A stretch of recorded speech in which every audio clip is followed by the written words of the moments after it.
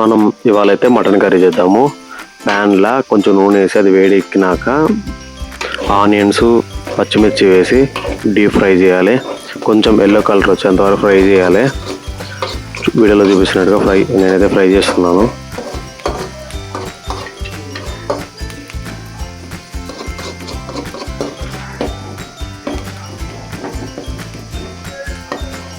ఇట్లా ఫ్రై చేయడం వల్ల పచ్చివాసన పోతుంది. తర్వాత మనం అందులోనే అల్లం వెల్లుల్లి పేస్ట్ అయితే వేయాలి. ఇది వేసిన తర్వాత పచ్చివాసన పోయేంత వరకు కలిపెడుతూ ఉండాలి. అల్లం పేస్ట్ మొత్తం ఆనియన్స్లా మిక్స్ అయ్యేంత వరకు కలిపెట్టాలి. ఇది కొంచెం రోస్ట్ అయ్యేంత వరకు కలిపెట్టాలి. లైట్ బ్రౌన్ కలర్ వచ్చేంత వరకు.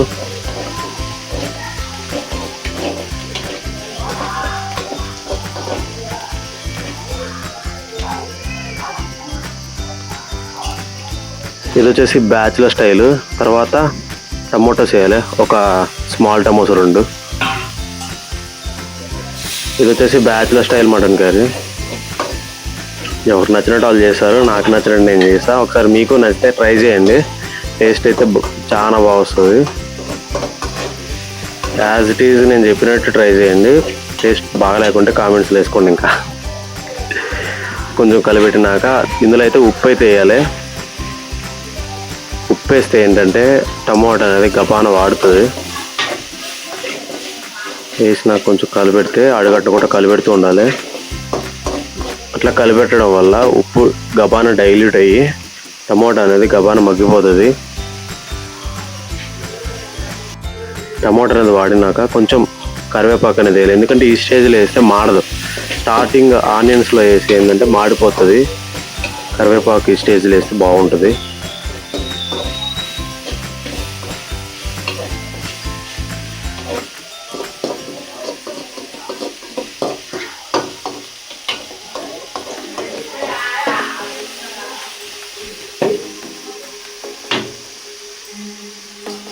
టమోటా అనేది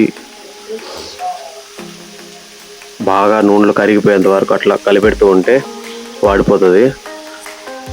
అంతలోపు మనం మటన్ అనేది చిన్న చిన్న పీసెస్గా కట్ చేసి పెట్టుకోవాలి. ఇది 1/2 kg మటన్. ఇది కట్ చేసుకున్న తర్వాత ఆ మటన్ని తీసుకొచ్చి ఇందులో అయితే వేయాలి. టమోటా వాడిన తర్వాత వేసిన తర్వాత మనం ఇదైతే 1/2 kg మటన్ ఇది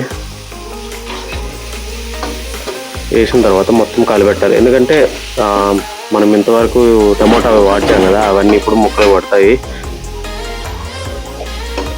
ఆ టమోటాలలో ముక్క అంతా కలిసేంత వరకు కలుపుతూ ఉండాలి. కలిపినాక గ్యాస్ అనేది స్లిమ్లో పెట్టుకోవాలి. ఎందుకంటే మాడిపోతుంది. ఎందుకంటే వాటర్ ఏం లేదు కదా, మాడిపోతుంది.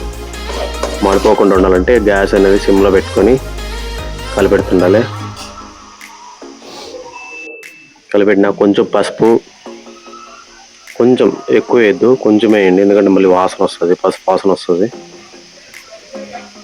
కొంచెం పసుపు వేసిన తర్వాత కొంచెం కారం, మీ టేస్ట్కి తగ్గట్టు కారం వేసుకోండి. నేనైతే 1.5 స్పూన్ వేస్తున్నాను.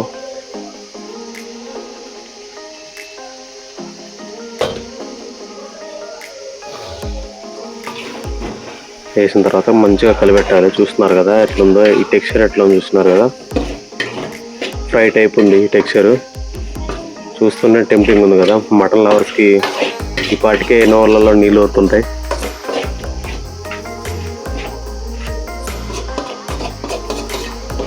నేను చెప్పినట్టు చేయండి, కర్రీ అయితే వేరే లెవెల్ వస్తుంది. ఇప్పుడైతే కొన్ని వాటర్ యాడ్ చేసుకోవాలి. ఆ కారం అవంతా ముక్కలు పట్టేంత కలిపెట్టి ఇట్లా వాటర్ పోసుకోవాలి. వాటర్ మీ తగినంత పోసుకోండి. నాకైతే ఇంత చాలు. మీకు మీ క్వాంటిటీ బట్టి క్వాలిటీగా ఉండాలంటే తక్కువ వాటర్ పోసుకోండి. లేకుంటే జనాభా ఎక్కువ ఉంటే ఎక్కువే పోసుకోండి వాటర్.